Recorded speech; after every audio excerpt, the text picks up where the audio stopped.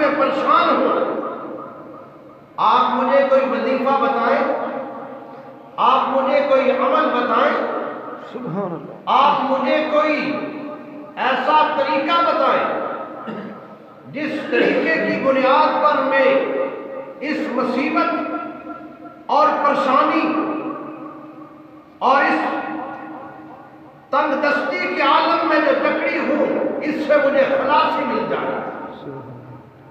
حضرات محترم، بابے جی نے ارشاد فرمایا کہ تم ایسے کرو، کسی مدرسے میں چلے جاؤ جہاں بچے اللہ کا قرآن پڑھ رہے ہوں اور وہاں وہ رہتے ہوں، ان کے لیے کچھ کھانے کا تو انتظام ہو جائے، پینے کا انتظام ہو جائے، پہننے کا انتظام ہو جائے، تو یہ تمہارے لیے ذریعہ نجات ہوگا۔ بے شک، اس عورت نے کہا کہ قریب بتائیے کوئی مدرسہ ایسا ہو تو میں وہاں چلی جاتی ہوں۔ حضرات محترم، بابے جی نے بتایا کہ قریب ہی جامع بنوریہ ہے، وہاں چلے جائیں۔ وہاں پہنچو، عورت گاڑی سے اتری، جس طریقے سے بھی وہ مدرسے میں پہنچی، بہرحال مدرسے کے ناظم الامور کے دفتر میں گئی اور وہاں جا کر ایک مفتی صاحب تھے، ان سے اس نے ملاقات کی اور ان سے کہنے لگی کہ حضرت آج تک کسی نے آپ کے بچوں کو ٹکا کباب کھلایا ہے؟ حضرت مفتی صاحب نے جواب دیا کہ دال روٹی بڑی مشکل سے مہیا ہوتی ہے، تو اتنا ٹیسٹی کھانا جو ہے اس قسم کی مدارس میں مشکل سے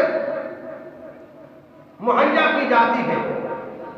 اس عورت نے کہا کہ حضرت کل 12 بجے کا جو کھانا ہوگا، آپ کے جتنے بھی طلباء ہیں ان سب کا کھانا میری طرف سے ہوگا۔ عورت یہ کہہ کے مطبخ کے انتظام کو بند کرا کر چلی گئی۔ اپنے انتظامیہ کے چند لوگ بھیجے اس نے، گوشت بنانے والے آئے، کباب بنانے والے، ٹکے بنانے والے آئے، انہوں نے کھانا تیار کیا۔ تقریباً 5000 کے قریب تعداد تھی طلباء کی۔ کھانا طلباء نے کھایا، کھانے کے بعد باہر بیٹھ گئی، ہر طالب علم کو ایک بوتل اور ایک لیگ پیس دے کر طلباء نے وہ بھی کھایا، کھا کر اور وہاں سے چلی گئی۔ جنہوں نے انتظام کیا تھا، دوسرا دن ہوا، ایک آدمی پرچی لے کر آیا، آ کر دفتر میں کہتا ہے حضرت کل آپ کے ہاں طلباء کے لیے جو کھانا پکا ہے اس کا تقریباً 6 لاکھ روپیہ بل بنتا ہے، تو آپ وہ ہمیں یونیٹ کر دیں، ہمیں دے دیں، ہمیں مہیا کر دیں۔ حضرت مفتی صاحب نے ارشاد فرمایا کہ میاں، میں نے تو آپ کو یہ نہیں کہا کہ آپ ہمارے طلباء کو یہ کھانا کھلائیں۔ ہمارے طلباء کی جو روٹین تھی، جس نظم اور ترتیب کے ساتھ ہمارا معمول کے ساتھ کام چل رہا تھا، اس کو چلنے دیتے۔ حضرت مفتی صاحب نے یہ کہا، وہ آدمی تھوڑا سا دل شکستہ ہو کر واپس لوٹ گیا۔ چلو خیر، رقم ڈوب گئی۔ اس نے کہا کہ کبھی ایسا ہوتا ہے کہ پلاٹ لیے بھی ڈوب جایا کرتے ہیں سمندر کے کنارے پر، کیونکہ کراچی شہر آباد ہے، وہاں کے لوگ یہی مثال دیا کرتے ہیں، چلو کوئی بات نہیں، کبھی بری ہوئی قیمتی ساز و سامان سے لانچیں بھی سمندر میں غرق ہو جایا کرتی ہے، بے شک، مالک تب بھی برداشت کرتا ہے۔ سبحان اللہ۔ وہ آدمی وہاں سے چلا گیا۔ 3 دن گزرنے کے بعد، 3 دن اور دوبارہ دفتر میں آئی، آ کر اس نے حضرت مفتی صاحب سے پوچھا کہ یہ جو خرچہ کھانے کا بنا ہے یہ کتنا تھا؟ انہوں نے اس کو پرچی نکال کر دی، 6 لاکھ روپیہ۔ عورت نے اپنے پرس سے وہ رقم نکالی مفتی صاحب کے میز پر رکھ دی اور پھر پوچھا آپ کا ماہانہ کتنا خرچ ہے طلباء کا؟ حضرت مفتی صاحب نے بتایا 5 لاکھ بتایا، 6 بتایا، اس نے وہ بھی نکالا اور میز پر رکھ دیا۔ جب جانے لگی تو حضرت مفتی صاحب نے ارشاد فرمایا کہ میاں آپ اپنا تھوڑا سا تعارف کرائیں، تم کون ہو، کہاں سے آئی ہو، کہاں جا رہی ہو؟ اس عورت نے اپنے غم زدہ لہجے میں، خوشی بھی تھی غم بھی تھا، داستان کا ایک پہلو غم سے بھرا ہوا اور ایک پہلو خوشیوں سے مہکتا ہوا۔ اس عورت نے کہا کہ میرے والد محترم امریکہ میں ملازم تھے، وہاں ان کا انتقال ہو گیا اور جن کے ہاں وہ کام کاج کرتے تھے تو ان کے اکاؤنٹ میں 3 کروڑ روپیہ تھا۔ وہ احباب نہ تو ہمارے ساتھ رابطہ کرتے تھے، نہ ہماری کال اٹھاتے تھے، اور نہ ہی وہ ہمیں پیسے دیتے تھے۔ ان کے ساتھ والد کے انتقال کے بعد رابطہ منقطع ہو گیا۔ ہم دعائیں کرتے رہے، ہمارا کوئی آسرا نہیں تھا، ہمارا کمانے والا کوئی نہیں تھا، ہمارا بنانے والا کوئی نہیں تھا۔ حضرات محترم اس عورت کے الفاظ ہیں کہ جب سے میں نے طلباء کو کھانا کھلایا، ادھر سے میں طلباء کو کھانا کھلا کر گھر میں پہنچی ہوں، ادھر سے امریکہ سے مجھے کال آ گئی، ادھر سے مجھے امریکہ سے کال آ گئی کہ اپنا بینک اکاؤنٹ ہمیں ارسال کرو، آپ کے مرحوم والد کی رقم ہم آپ کے اکاؤنٹ میں منتقل کرنا چاہتے ہیں۔ سبحان اللہ۔ اور یہ درمیان کے جو دن گزرے ہیں یہ اس بنیاد پر گزرے ہیں، آتے ہوئے اکاؤنٹ میں ٹرانسفر ہوتے ہوئے یہ دیر لگی ہے۔ حضرات محترم، یہ جو قرآن کریم کی تلاوت کرنے والے نونہال طالب علم جن کے بارے میں میں اکثر کہا کرتا ہوں،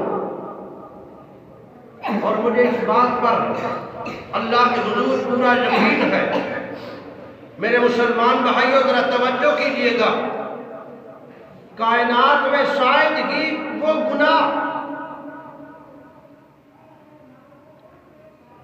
باقی کہ جو رونما نہ ہوا ہے،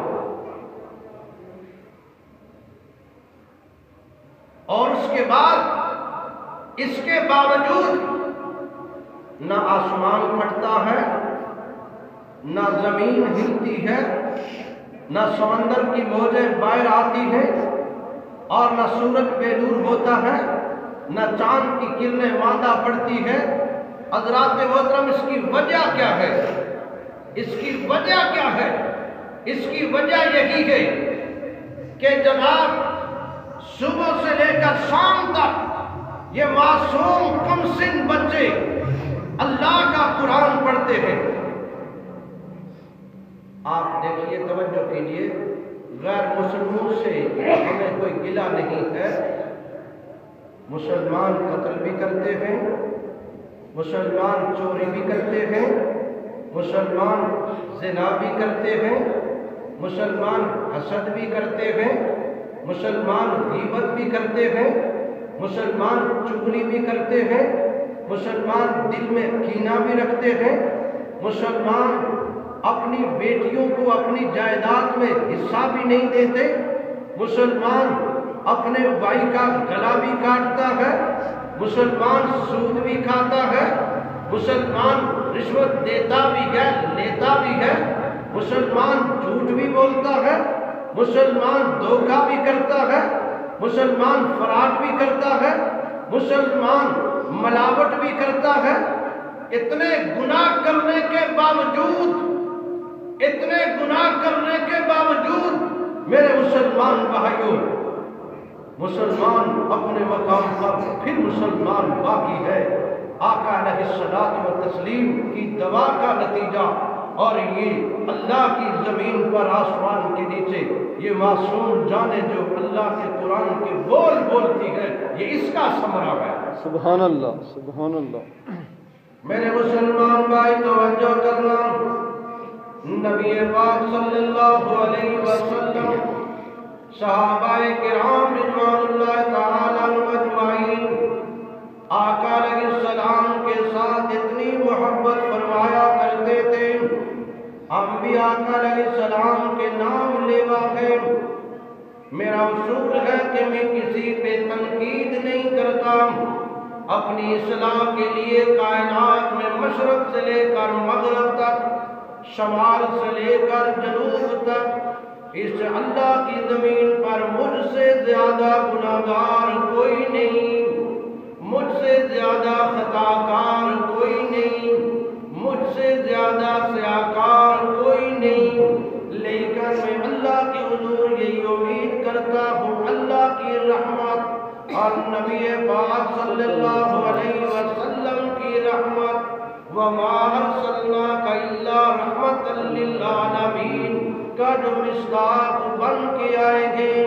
میرے مسلمان بھائی تم سے منت کرتا ہوں، تم سے سماجت کرتا ہوں اور تمہارے سامنے ہاتھ جوڑتا ہوں، غیبت کرنا بھی چھوڑ دو، مسلمان بھائی انا کا مسئلہ بھی چھوڑ دے، مسلمان بھائی ضد کرنا بھی چھوڑ دے، مسلمان بھائی تعصب بھی چھوڑ دے، مسلمان بھائی اللہ نے تمہیں کتنا خوبصورت بنایا، اللہ نے انسان کو کتنا کمال کا عقل دیا، انسان کو اللہ نے اتنا عقل دیا کہ انسان نے لوہے کو پگھلا کر ہوا میں اڑا دیا، لویا ہوا میں پرواز کرتا ہے، یہ انسان کی عقل کا نتیجہ۔ ایک انسان زمین کے ایک کونے میں اور دوسرا انسان زمین کے دوسرے کونے میں ملاقات بھی ہوتی ہے، تصویر بھی نظر آتی ہے، بات بھی ہوتی ہے، شکل بھی نظر آتی ہے۔ میرے مسلمان بھائی آقا علیہ الصلوۃ والتسلیم کی سنتوں کو سامنے رکھتے ہوئے اپنے دل ہی دل میں یہ عزم کر لیجئے گا کہ آج کے بعد ہم گناہ نہیں کریں گے۔ اللہ تجھ سے وعدہ کرتے ہیں آج کے بعد ہم گناہ نہیں کریں گے۔ اللہ زمین تو نے دی ہے، جس طرح تو نے مجھے بیٹا دیا ہے، اللہ تو نے مجھے بیٹی بھی ایسے ہی عطا کی، جس طرح میں بیٹے کو زمین میں حصہ دوں گا تو بیٹی کو بھی زمین میں حصہ دوں گا۔ میرے مسلمان بھائیوں، یہ ذرا توجہ کیجیے گا، یہ مسلمان کے دل میں جذبہ ہونا چاہیے، مسلمان کے دل میں عظمت ہونی چاہیے، مسلمان کے دل میں اسلام کی عظمت اور اسلام کی بڑائی ہونی چاہیے۔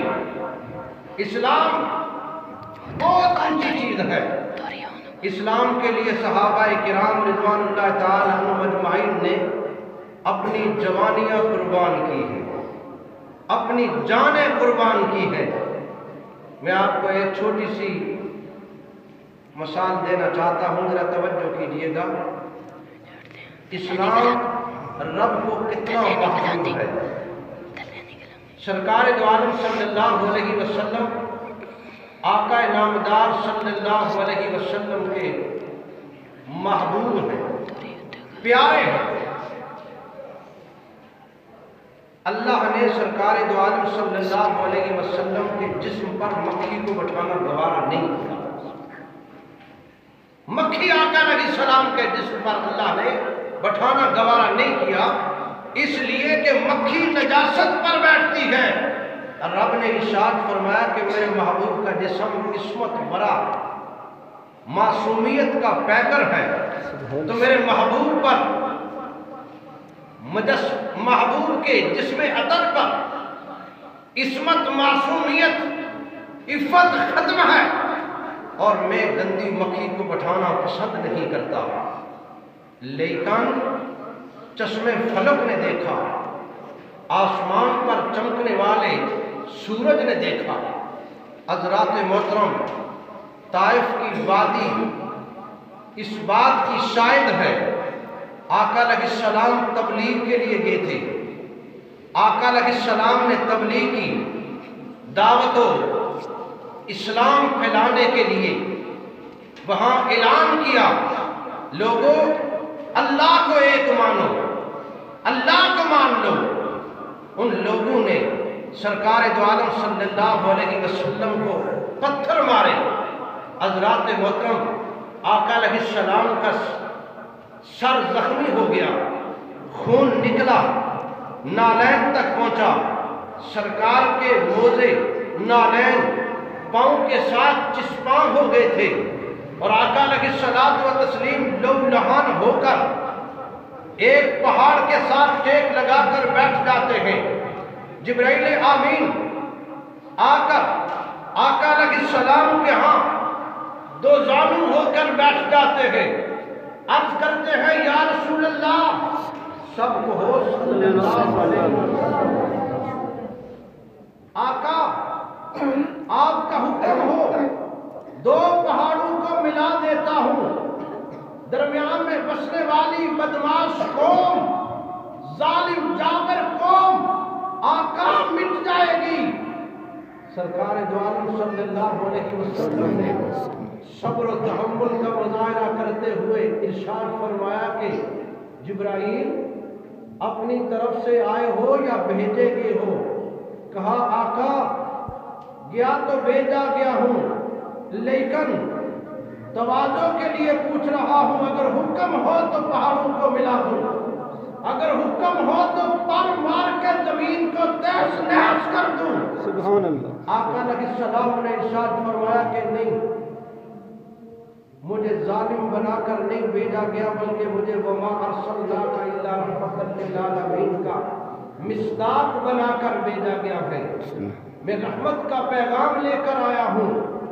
اس آقا کی شریعت میں آقا علیہ السلام نے ارشاد فرمایا کہ اگر یہ کلمہ نہیں پڑھتے، ان کی اولاد میں اللہ پیدا کرے گا کہ جو محمد رسول اللہ صلی اللہ علیہ وسلم کے کلمے کا اظہار کریں گے۔ محمد بن قاسم انہی طائف والوں کی ذریت میں سے ہے، اللہ نے اس سے کتنا بڑا کام لیا ہے۔ تو میرے مسلمان بھائیوں، نماز کی پابندی کیا کرو، نماز کی پابندی، قرآن کریم کی تلاوت اور قرآن کریم کی اشاعت، اس کے قرآن کریم کی اشاعت میں ہمارے ساتھ معاون بنیے۔ حضرات محترم، آج کل جو کچھ ہو رہا ہے وہ سب کچھ تمہارے سامنے ہے، اور اس کے بعد آج ایک بیماری پھیلی ہے، میں اس کے اوپر بھی ایک جملہ تمہارے نظر کرنے لگا ہوں۔ حضرات محترم، سرکار دو عالم صلی اللہ علیہ وسلم کی شریعت مطہرہ کا مطالعہ کیجیے، قرآن کریم کو اٹھائیے، احادیث نبوی کو اٹھائیے، اس کے اندر جب بھی کوئی مصیبت آئی ہے، جب بھی کوئی بیماری آئی ہے، جب بھی کوئی پریشانی آئی ہے، سرکار دو عالم صلی اللہ علیہ وسلم کے زمانہ میں جب سورج گرہن ہو جایا کرتا تھا تو آقا علیہ الصلوۃ والتسلیم وضو فرما کے مسجد میں جا کر اپنے رب کے سامنے سجدہ و سجود ہو جایا کرتے تھے، اپنے رب کے سامنے گر گڑایا کرتے تھے، اپنے رب کے سامنے رویا کرتے تھے۔ جب چاند گرہن ہو جایا کرتا تھا تو تب بھی پیغمبر مسجد میں جایا کرتے تھے، جب اندھیری چلتی تھی تب بھی پیغمبر مسجد میں جایا کرتے تھے، جب کوئی بیماری آتی تھی پیغمبر مسجد میں جایا کرتے تھے۔ پیغمبر نے ہمیں یہ جملہ کہا ہے، جب بھی تمہارے اوپر کوئی مصیبت آئے تو تم سب سے الگ ہو کر اللہ کے در میں بیٹھ کر اللہ سے تعلق کو قائم کرو۔ میرے مسلمان بھائیوں، کورونا وائرس پھیلا ہوا ہے، انسانیت پریشان ہے، مسلمان بھی پریشان ہے، ڈاکٹر بھی پریشان ہے، پڑھا لکھا طبقہ بھی پریشان ہے، ان پڑھ طبقہ بھی پریشان ہے، اللہ جانے کیا بنے گا۔ قوم پاکستان بھی پریشان ہے، احباب کرام جہاں جہاں جس ملک میں یہ بیماریاں پہنچی ہیں، ہر ملک اپنی ٹیکنالوجی سے پریشان ہو چکا ہے، اور ساتھ کچھ لوگ کہتے ہیں کہ آپ کے جسم کے وہ اعضاء جو کپڑے میں نہیں ڈھانپے جاتے، جن کے اوپر کپڑا نہیں ہوتا، ان اعضاء کو دن میں 1 بار، 2 بار، 3 بار، 4 بار، 5 بار آپ دہویا کریں۔ اس کے دہونے سے کورونا وائرس کی بیماری ختم ہو جائے گی۔ میں یہ کہنا چاہتا ہوں، اے اللہ کے بندو، جس کورونا وائرس کی تحقیق آج تم کر رہے ہو، اللہ کے پاک پیغمبر آج سے 1400 سال پہلے اپنی امت کو یہ پیغام دے کر گئے ہیں کہ نماز کے لیے تم اٹھا کرو اور ہاتھ دھویا کرو، وضو کیا کرو، پاؤں دھویا کرو۔ حضرات محترم، تمہارے اعضاء بھی خوبصورت ہوں گے اور تمہیں کوئی بیماری بھی نہیں لگے گی۔ سبحان اللہ۔ میرے مسلمان بھائیوں، کورونا وائرس جس نے مسلمان کو خوف زدہ کیا ہے، مسلمان تو کبھی اپنے ناک کے سامنے چھوٹا سا کپڑا، اس کا ٹکڑا پہن لیتا ہے ماسک کی صورت میں۔ حضرات محترم، اسپتالوں میں جاتا ہے، ہیلے ہربے استعمال کرتا ہے۔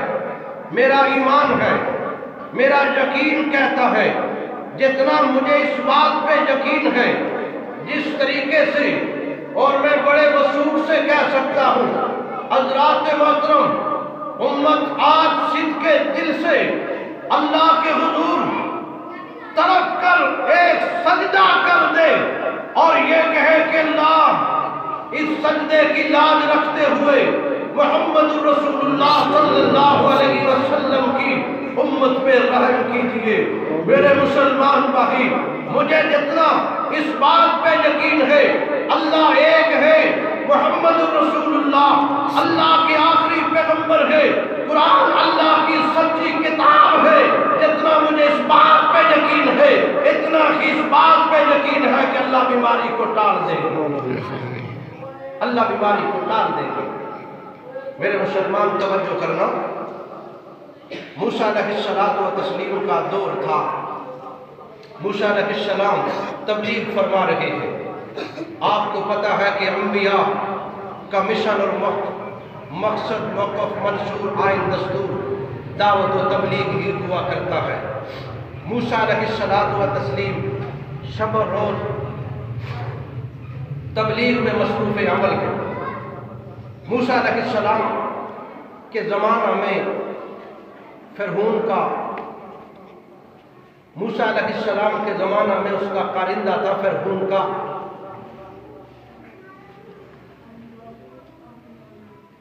اس کارندے نے موسیٰ علیہ الصلوۃ والتسلیم کے اوپر الزام تراشی کی۔ توجہ کیجئے گا، ایک عورت تیار کی، اس سے کہا پیسے میں دوں گا، جتنے پیسے تجھے چاہیے اتنے پیسے دوں گا، لیکن تو نے موسیٰ علیہ السلام کو بدنام کرنا ہے، اور موسیٰ علیہ السلام جب اجتماع میں کھڑا ہو کر تبلیغ کرے، ان کو تو نے لاجواب کرنا ہے۔ اور ادھر سے وہ قارون، حضرات محترم، موسیٰ علیہ السلام کے پاس گیا، جا کر کہنے لگا موسیٰ کلیم اللہ، ہم نے آپ کے لیے جلسہ گاہ کا پروگرام کیا ہے، آپ آئیں اور لوگوں کو وعظ و نصیحت کریں۔ موسیٰ علیہ السلام نے ارشاد فرمایا کہ ٹھیک ہے، میں اس بات کو بخوبی قبول کرتا ہوں۔ ایک مقام پر لوگ جمع ہو گئے، جب لوگ جمع ہوئے، تو موسیٰ علیہ السلام کھڑے ہو کر تقریر کر رہے ہیں، تبلیغ کر رہے ہیں، واعظ فرما رہے ہیں۔ موسیٰ علیہ السلام کے واعظ کو کاٹتے ہوئے، بات کو ٹوکتے ہوئے، موسیٰ علیہ السلام کے کلام کو قطع کلام کرتے ہوئے قارون کھڑا ہو گیا اور کھڑا ہو کر کہتا ہے، اے موسیٰ تم بتاؤ جو آدمی زنا کرے اس کی سزا کیا ہے؟ موسیٰ علیہ السلام نے اس کی سزا بیان کی۔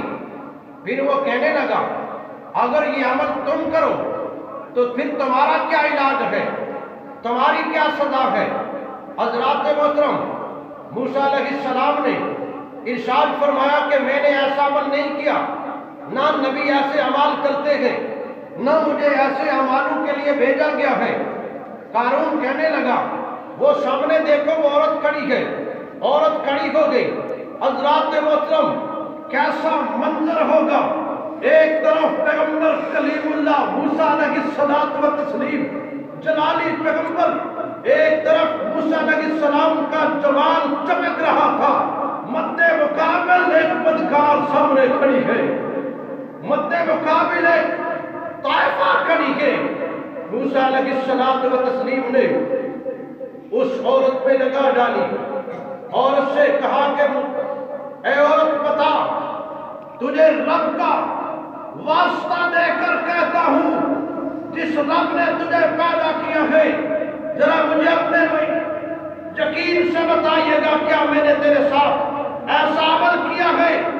اس عورت کی زبان پہ تالا لگ گیا، زبان پہ سکتہ کاری ہو گئی، عورت خاموش ہو گئی، اس کے پاس جواب نہیں تھا، کیونکہ ایک طرف چمکتا ہوا جلال و جمال تھا، ایک طرف کلیم اللہ سامنے کھڑے تھے۔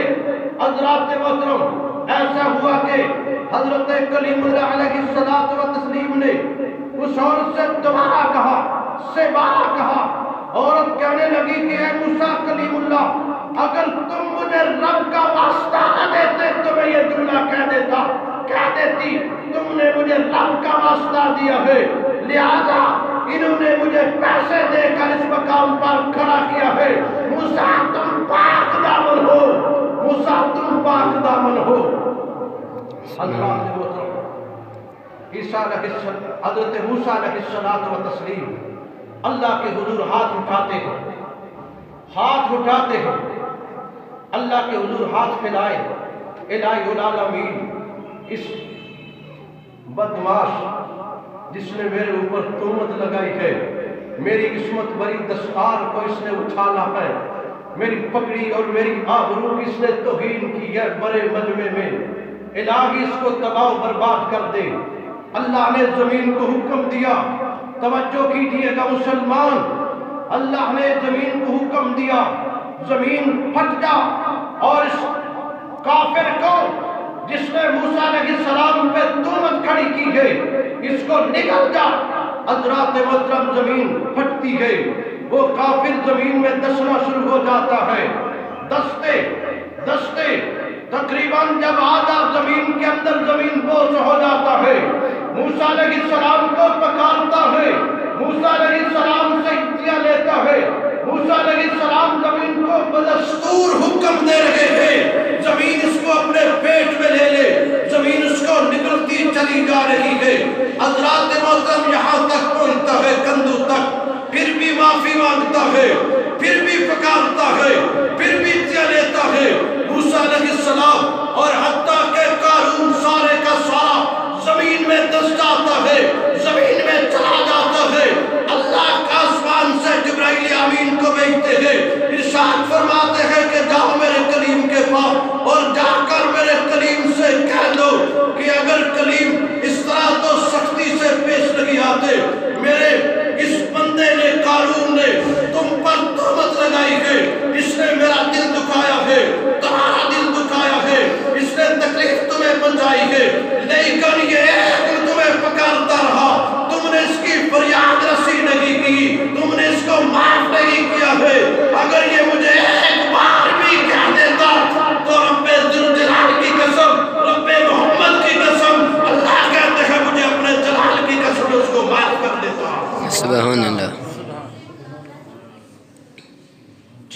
انسانوں تمہیں پیغام دیتا ہوں، آج بھی تائب ہو جاؤ۔ ایران کے انسانوں تمہیں پیغام دیتا ہوں، آج بھی تائب ہو جاؤ۔ پاکستان کے مسلمانوں آج بھی تائب ہو جاؤ، اللہ سے اپنے گناہوں کی معافی مانگو۔ اللہ اتنے بڑے کافر کو معاف کرنے کے لیے تیار ہے، اور امت محمدیہ کو معاف کرنے کے لیے کیوں نہیں تیار ہوں گے؟ میرے مسلمان بھائیوں، رات کو اٹھ کر اللہ کے حضور سجدے میں رو، اللہ ہمارے گناہوں کو معاف کرے، اللہ اس بدن کی حفاظت کرے۔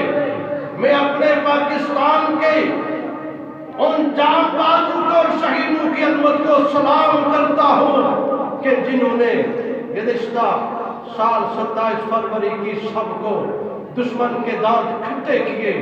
اللہ ہمارے پاکستان کے ان جان بازوں کو سلامت رکھے، اللہ ان کی حفاظت کرے، اللہ ان کو دن دگنی رات چگنی ترقی نصیب فرمائے۔ وآخر دعوانا ان الحمدللہ رب العالمین۔ جن احباب نے سنتے نہیں پڑھی وہ میرے بھائی سنتے پڑھ لیں۔